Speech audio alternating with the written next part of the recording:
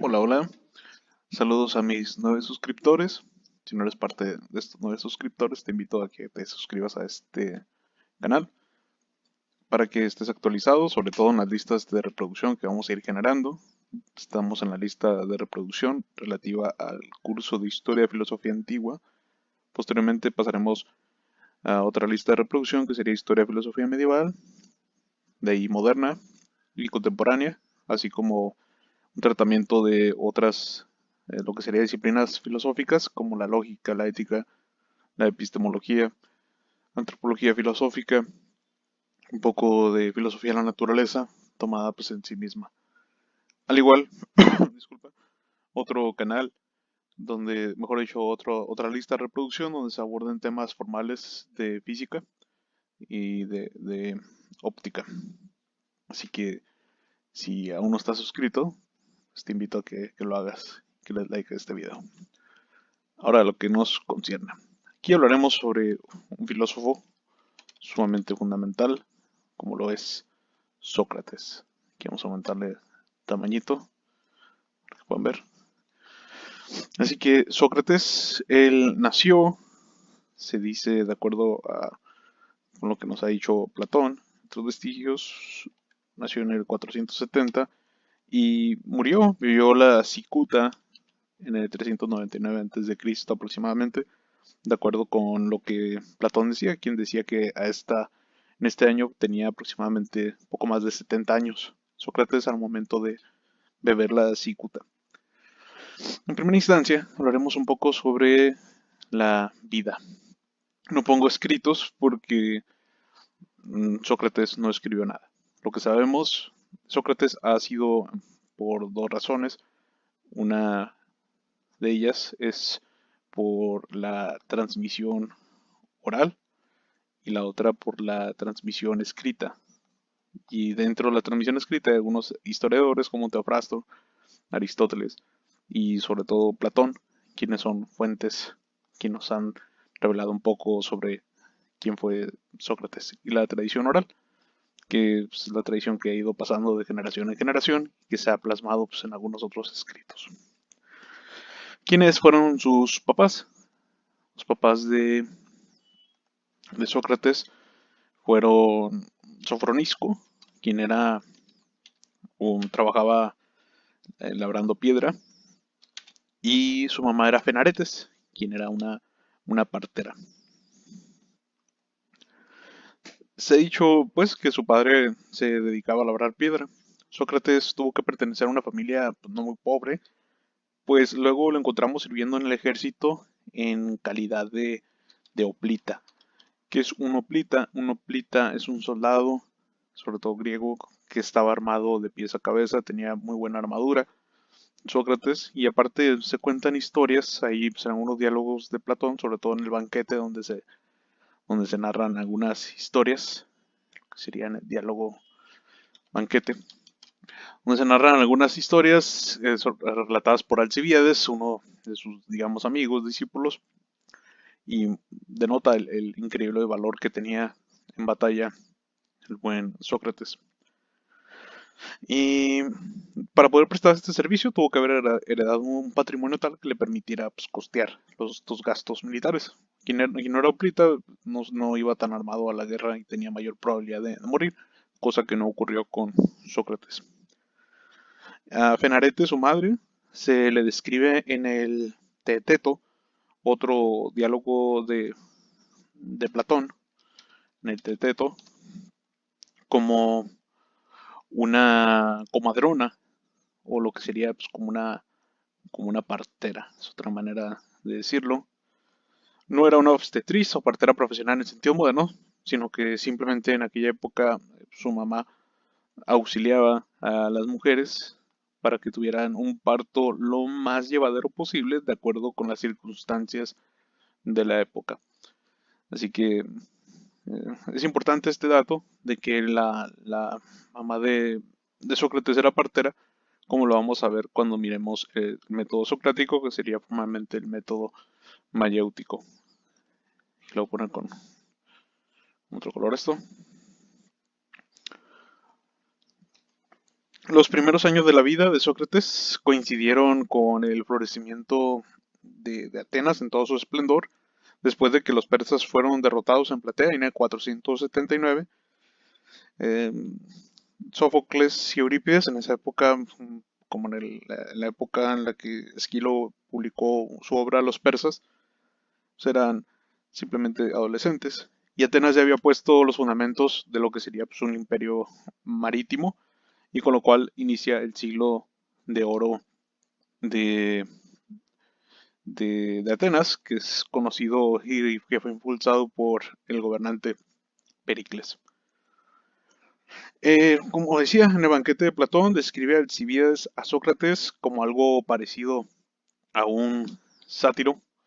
No sé si recuerdan la película de Hércules, para los que la han visto, recuerdan, Phil, el que entrena a Hércules, es un sátiro, y no sé si recuerdan que estaba persiguiendo a las musas.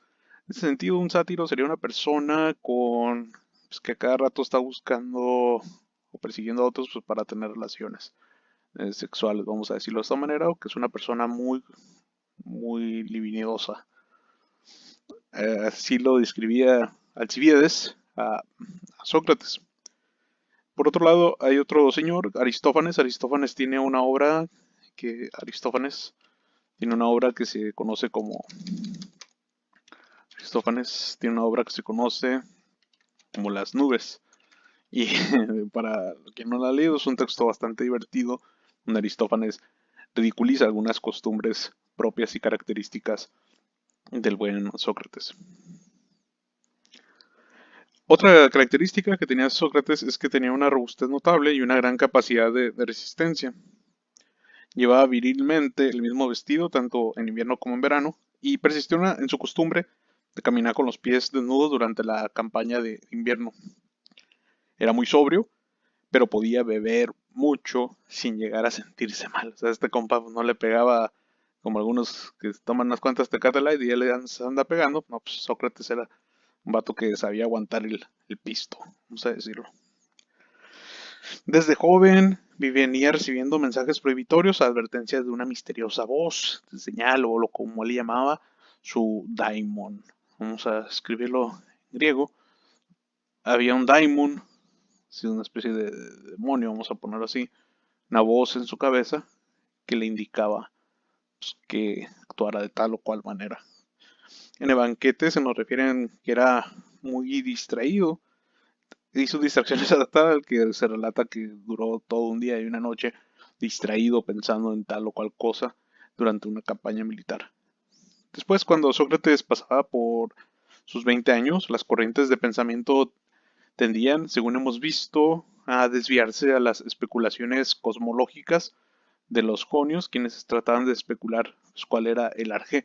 Así que Sócrates consultó a varias de estas filosofías y sobre todo consultó la filosofía de un filósofo a quien ya hemos visto en otro video, como lo sería Anaxágoras de Clasomene. Recuerden que de acuerdo con la teoría de Anaxágoras de Clasomene, a ver, aquí está.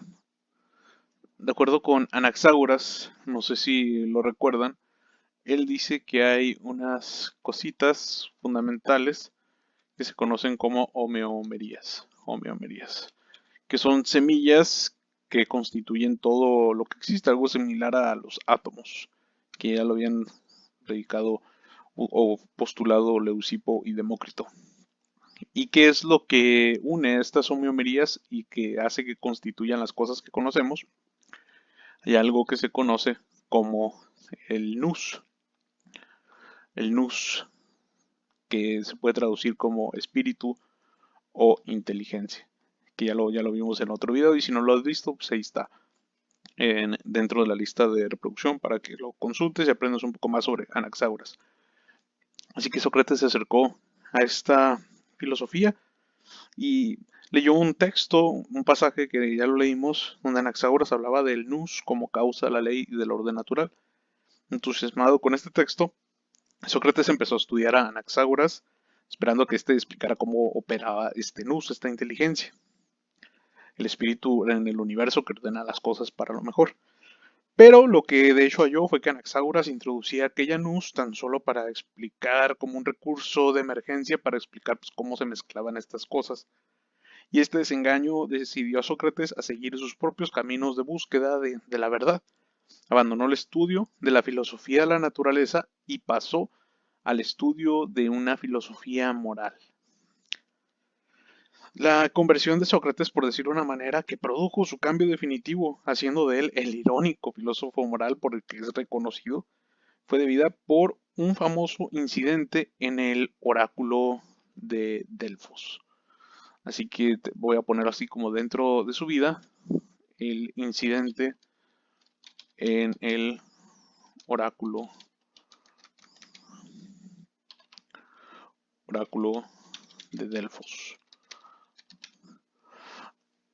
Aquí el oráculo de Delfos era una buena fuente de información o de comunicación entre lo terreno y lo divino. Había un oráculo que te decía cuál era pues, la voluntad de los dioses y te permitía saber cosas sobre determinado cosa.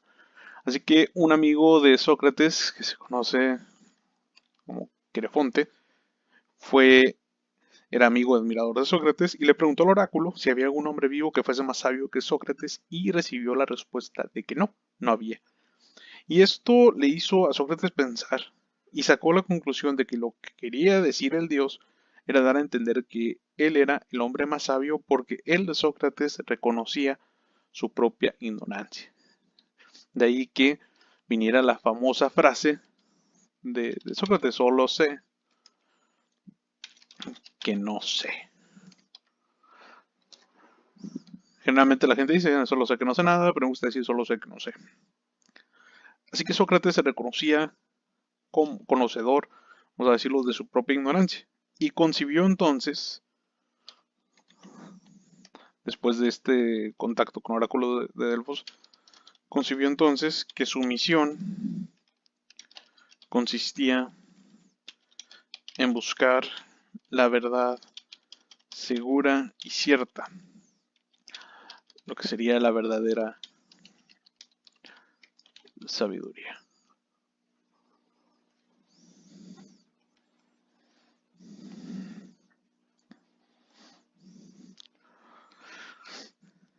Y también en aceptar la ayuda de todo hombre que consintiese en escucharle.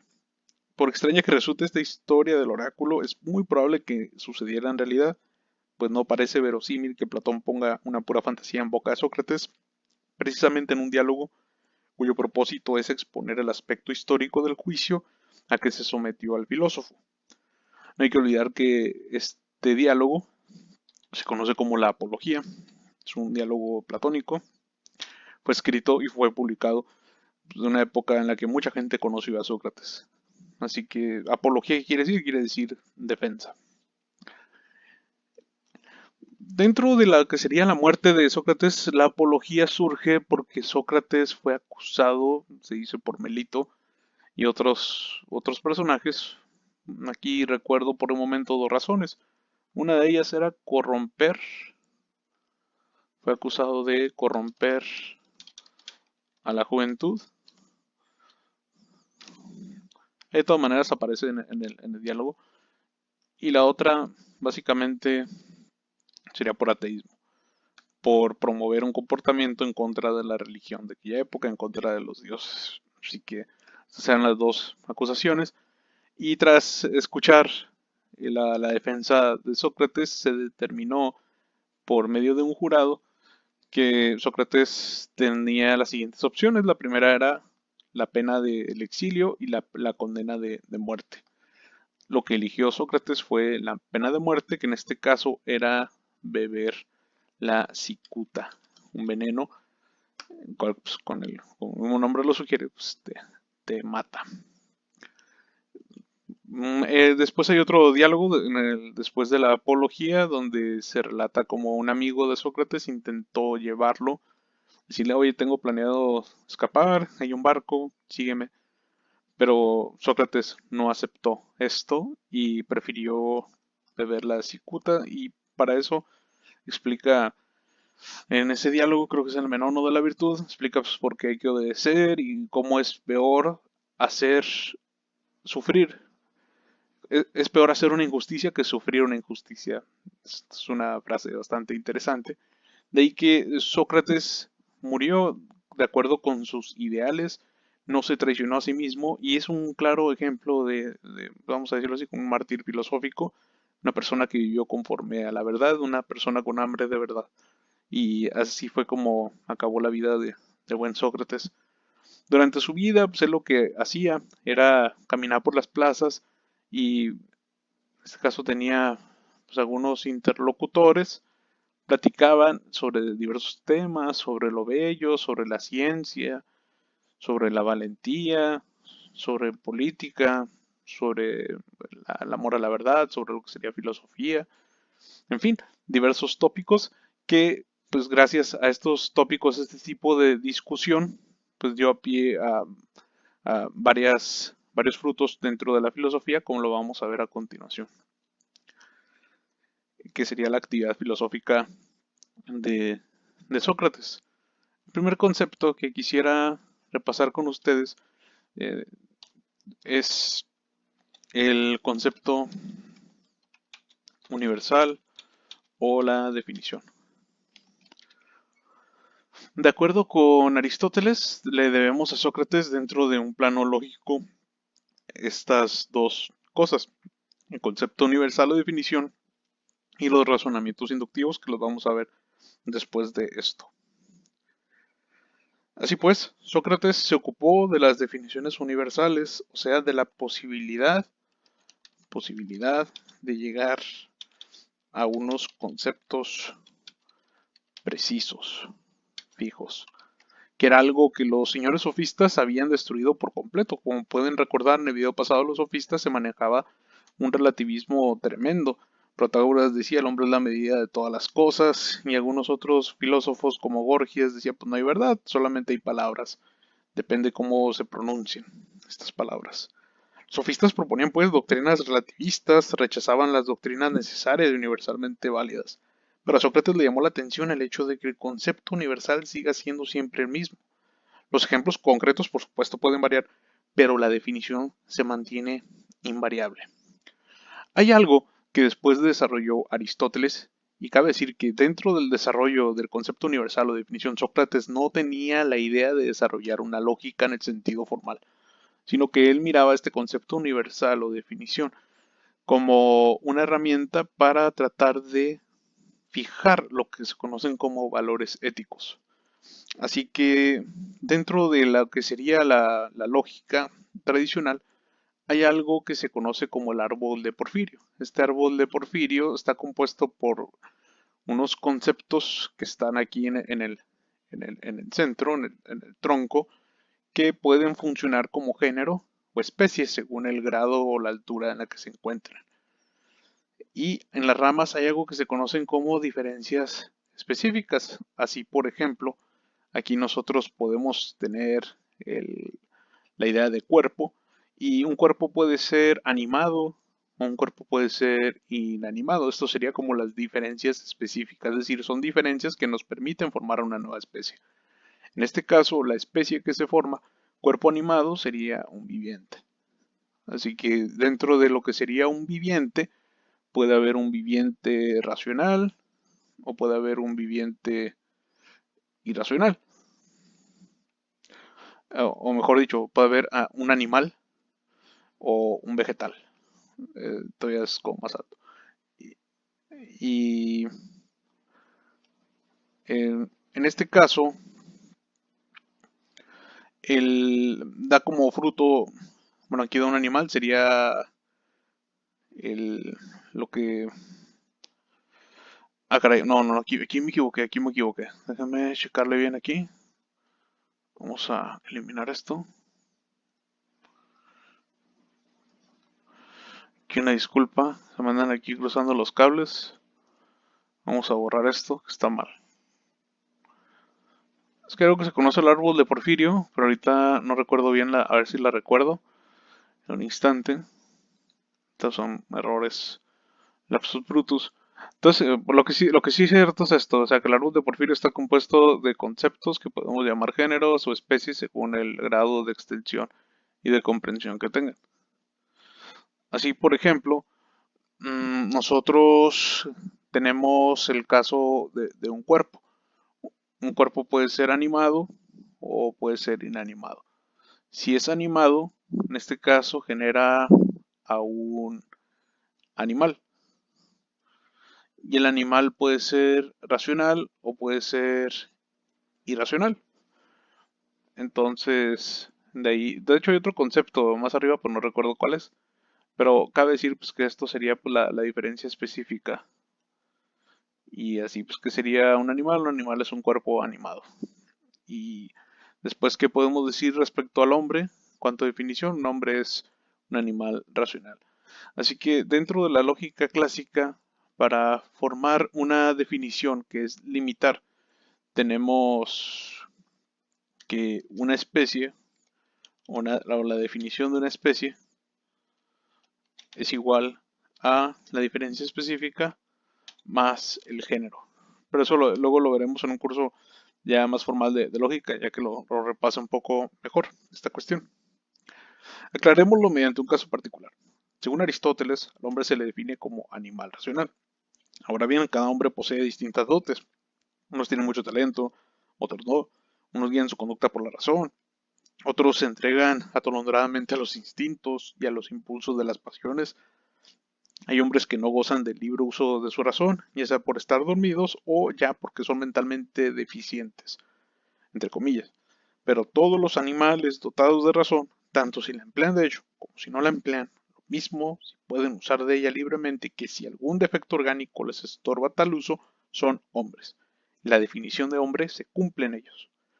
Pongamos otro ejemplo. Los matemáticos hablan de la línea, del círculo, etc. y los definen. Ahora bien, entre los objetos de nuestra experiencia no se hallará nunca ni la línea perfecta ni el círculo perfecto.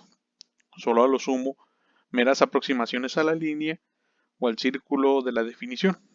Sea por tanto un contraste entre los objetos imperfectos inmutables de nuestra experiencia cotidiana y del otro del concepto universal o la definición de estos conceptos. ¿Por qué digo esto de que no se va a encontrar el círculo perfecto o o la figura geométrica plasmada en la realidad? ¿Por qué? Porque dentro de un plano, vamos a decirlo, microscópico o nanoscópico, van a haber imperfecciones dentro de lo que sería pues, la superficie. Si nosotros, digamos que tenemos una superficie toda así bonita, si le hacemos zoom a esto, se van a ver así como una serie, en el caso de aquí, pues, de píxeles. Ya en el plano real se van a ver imperfecciones derivadas de la composición o de la unión, los enlaces propios de los átomos y que generan imperfecciones en la superficie y por lo tanto pues, no sería un cuadrado, un círculo o una línea perfecta por sí mismo. Así que compréndese pues fácilmente qué es lo que llevó a Sócrates a considerar tan importantes las definiciones universales, interesado sobre todo por la conducta ética. Vio que la definición es como una sólida roca que sirve de asidero a los hombres en medio del proceloso mar de las doctrinas relativistas, o mejor dicho, del desmadre provocado por los sofistas. Para una ética relativista, la justicia, por ejemplo, varía de una ciudad a otra, de una comunidad a otra comunidad. Nunca se puede decir que la justicia sea esto o aquello, ni que determinada definición suya valga para todos los estados, sino solamente que en México la justicia es una, como bien se puede ver, y podemos decir que en Mozambique la justicia es otra, es lo que diría un relativista. En cambio, si logramos de una vez para siempre una definición universal de la justicia que exprese su íntima naturaleza y sea válida para todos los hombres, entonces contaremos con algo seguro sobre lo cual construir y podremos juzgar no solo las acciones universales, sino también los códigos morales de los distintos estados en la medida en que tales códigos encarnen la definición universal de la justicia o por el contrario se aparten de ella. Así que se entiende pues, por qué Sócrates recurrió a esto del concepto universal o definición. La quería como un modelo para poder juzgar cuáles son, o mejor dicho, qué tan acercados son los códigos morales o la moral de un pueblo a un ideal de justicia, un ideal de valentía, etcétera. Y esto se le conoce formalmente como ética, es decir, la ética es la disciplina filosófica que se encarga de sopesar, de medir cuáles son los fundamentos y posibilidades de una moral de tal o cual pueblo. La otra cuestión a analizar sería los razonamientos, voy a ponerlo así, razonamientos inductivos.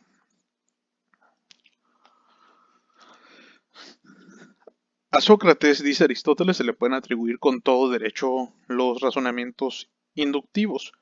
Ahora bien, lo mismo que sería erróneo suponer que al ocuparse de las definiciones universales Sócrates se cuidó de examinar la naturaleza metafísica de lo universal, sería también un error suponer que al ocuparse de los razonamientos inductivos le interesaran los correspondientes problemas de la lógica.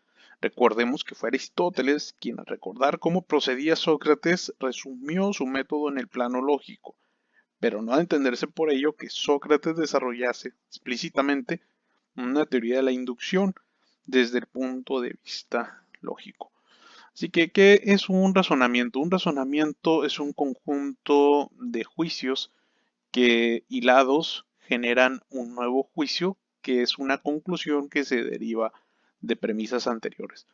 Hay un tipo de razonamiento que es el silogismo y es un razonamiento de tipo deductivo, es decir, parte de una premisa mayor y una premisa menor y genera un consecuente. A esto todos estos argumentos, la premisa mayor y menor, se le conoce como antecedente. Y esto es una figura que Aristóteles desarrolló de forma magistral. Él expone tres figuras y después los clásicos elaboraron una cuarta figura. Así que, en esencia, un razonamiento deductivo va de lo universal a lo particular, aunque también puede ir de proposiciones universales y deducir una proposición universal. Pero característica del razonamiento inductivo es de que parte de unos cuantos casos, parte de unos cuantos juicios particulares y se eleva a lo que sería un juicio universal, una conclusión universal, una ley que se aplica. Y es algo que le debemos a Sócrates. Así que, ¿en qué consistía inicialmente el método práctico de Sócrates? Él parte de algo que se conoce como dialéctica, que después lo va a refinar su discípulo Platón. Aquí, dialéctica en Sócrates podemos entenderlo como una conversación. Conversación. Es decir, trabajaba Sócrates conversación con alguien y procuraba ir sacándole las ideas que tuviese sobre algún tema. Por ejemplo, podía declararse ignorante de qué sea en realidad la valentía y preguntar a su interlocutor si sabía algo sobre ello. O bien solía orientar la conversación en aquel sentido, y cuando el otro empleaba el término valentía, le preguntaba a Sócrates pues qué era la valentía. ¿Por qué? Porque si estaba usando el término valentía era pues porque el compa sabía qué era. Y Sócrates siempre pues, manifestaba ignorancia respecto al tema, y es lo que se conoce pues, como la famosa ironía socrática de que Sócrates llegaba como ignorante, pero después terminaba invirtiendo los papeles, siendo él el papel del maestro.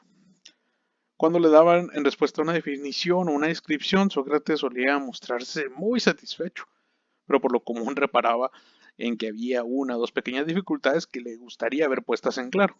Consecuentemente iba haciendo más preguntas, dejando que fuese el otro quien más hablase, pero dirigiendo él mismo el curso de la conversación, de suerte que quedara patente al fin lo inadecuado de la propuesta definición de la valentía. El interlocutor volvía entonces sobre sus pasos y proponía una definición nueva, modificaba la ya propuesta y de este modo avanzaba el proceso hasta llegar o no al éxito final. Así pues, la dialéctica procedía, lo voy a anotar, la dialéctica en Sócrates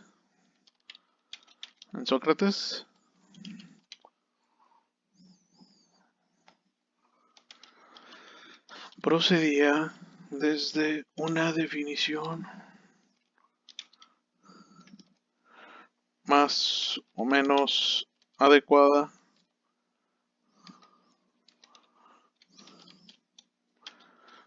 hasta otra más adecuada, o de la consideración de ejemplos particulares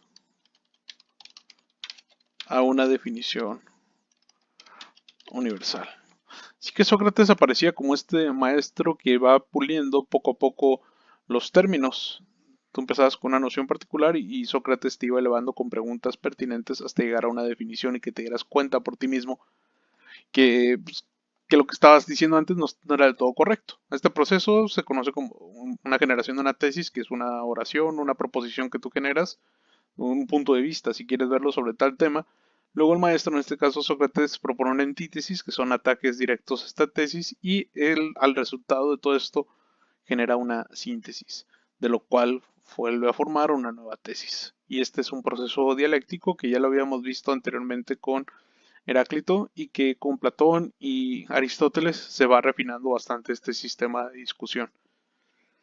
Así que a veces es verdad, no se llegaba a ningún resultado definido, pero en todo caso la finalidad era la misma, la de lograr una definición universal y válida.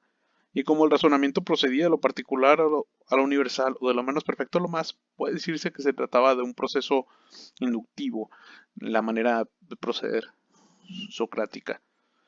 De ahí que con este método surgiera la otra faceta, la otra cara de este método de razonamientos inductivos, que sería la mayéutica o el método socrático.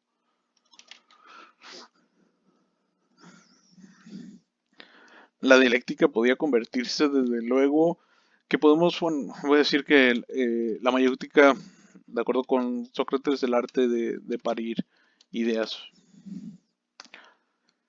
La dialéctica podía convertirse de luego en algo irritante, incluso desconcertante o humillante para aquellos cuya ignorancia se ponía así en evidencia. Imagínate que llegues, que te invitan a dar una conferencia, tú como especialista, y que te dejen en evidencia. Eh, y eso pues le caló a muchos y por eso acusaron a Sócrates de corromper a los jóvenes. Esto quizás pues excitó la fantasía de los jóvenes que se reunían en torno a Sócrates y que veían cómo éste se metía en el saco a las personas mayores que ellos. Pero el objetivo de Sócrates no era andar chingando, sino que él verdaderamente quería llegar a la verdad. Lo que se proponía, pues,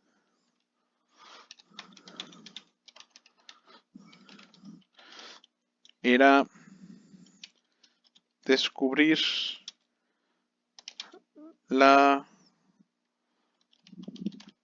verdad para vivir conforme es debido. Para obrar bien, es preciso saber lo que es recto.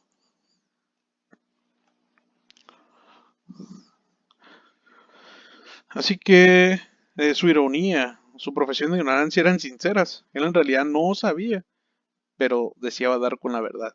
Quería conducir a los demás a que reflexionasen por sí mismos y pensasen de veras en la tarea, sumamente importante, de cuidarse sus almas.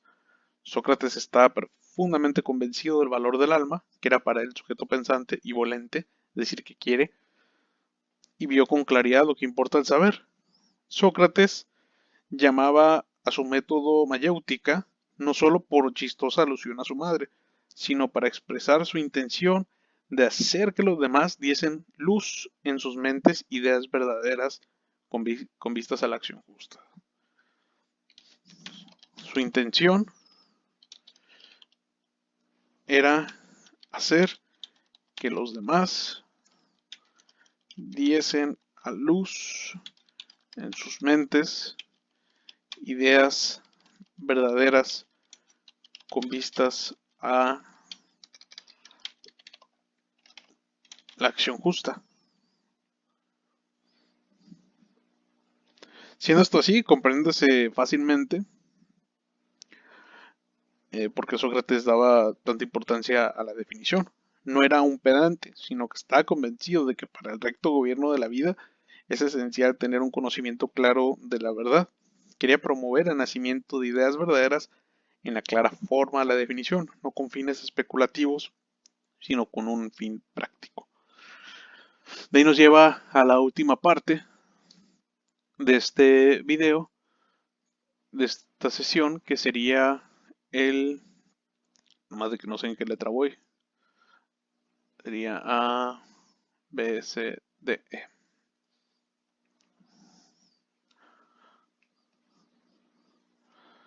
Se movió esto. A,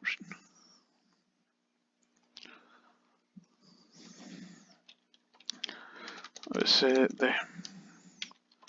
Que sería el intelectualismo ético. ¿Qué es esto? Vamos a ver ahorita. El conocimiento se busca. Vamos a ponerlo así. Con Rosita, le toca Rosita. El conocimiento se busca como un medio para la acción ética. Esta aserción merece la pena de que la desarrollemos un poco, puesto que la teoría sobre la relación entre el saber y la virtud es característica de la ética socrática. Según Sócrates, el saber y la virtud se identifican, en el sentido de que el sabio, el que conoce lo recto, va a actuar con rectitud. En otras palabras, nadie obra mal a sabiendas y adrede. Nadie escoge el mal en cuanto mal. Por eso se llama intelectualismo ético. Si conoces el bien, vas a actuar bien. Pero el problema con este intelectualismo ético es que parece ser contradictorio con los hechos de la vida diaria. ¿No tenemos acaso conciencia nosotros mismos de que muchas veces hacemos deliberadamente cosas que sabemos que están mal? ¿No vamos a actuar a otros cabrones de la misma manera? Cuando, cuando hablamos de alguien reputándole responsable de una mala acción, ¿no pensamos que la ha cometido a sabiendas de que el cabrón sabía que era mala? Si por alguna razón suponemos que ignoraba sin culpa su malicia, no le tenemos por moralmente responsable. En consecuencia, nos inclinamos a estar de acuerdo con Aristóteles cuando critica la identificación del saber con la virtud, basándose en que Sócrates ignoraba que hay unas partes irracionales en lo que sería el alma humana. Y después Freud y varias líneas psicológicas le llamarían como el subconsciente, si quieren verlo como el inconsciente. Y también que somos seres volitivos, tenemos pasiones, un chingo de cosas que no siempre nos permite actuar conforme a la razón. Así que mmm, este es el problema que hay en el intelectualismo ético, que no se toma en cuenta pues, las otras dimensiones, vamos a decir, los inconscientes, las otras dimensiones volitivas, las pasiones de la realidad humana. Y si esto fuera cierto con la educación que se le da en las escuelas, pues todos serían perfectos ciudadanos, pero no. Lo que vemos en el mundo son personas que actúan deliberadamente de tal o cual manera y algunas veces pues, no actúan conforme al bien. Así que esto es un tanto de la filosofía de Sócrates, una filosofía bastante rica, llena de varios aspectos muy bellos y que nos da pie para el siguiente filósofo, quien sería Platón.